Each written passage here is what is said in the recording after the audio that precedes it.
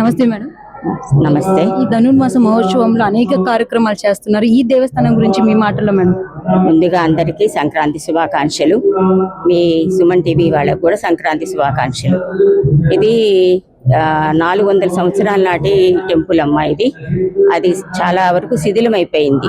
దాన్ని మేము డెవలప్ చేసి 25 సంవత్సరాల నుంచి ఇక్కడ సేవ చేస్తున్నాము. ఇక్కడ ఈ 30 రోజులు ఊళ్ళో అందరికీ ఇక్కడే భోజనాలు ఉంటాయి. దంపతులు కూర్చుంటారు, వాళ్ళకి బట్టలు పెట్టి అన్ని ప్రసాదాలు అన్ని భోజనాలు మొత్తం మేమే చూసుకుంటున్నాము. ఈ రోజు తోటి ధనుర్మాసం చేయటం అయింది. రేపు మా ఉదయము కళ్యాణం జరుగుతుంది, భోగి. రేపు సాయంత్రం తెప్పోత్సవం జరుగుతుంది. దాదాపు వేలల్లో వస్తారు రేపు సాయంత్రము. ఎల్లుండి రథోత్సవం జరుగుతుంది. ఆ వెంకటేశ్వర స్వామి దయ వల్ల ఇప్పటి వరకు 25 సంవత్సరాల నుంచి మా మామగారు దీన్ని ఇది చేసిన మా మరుదులు అందరు కలిపి దీన్ని మేము ముందుకు సాగుతున్నాము.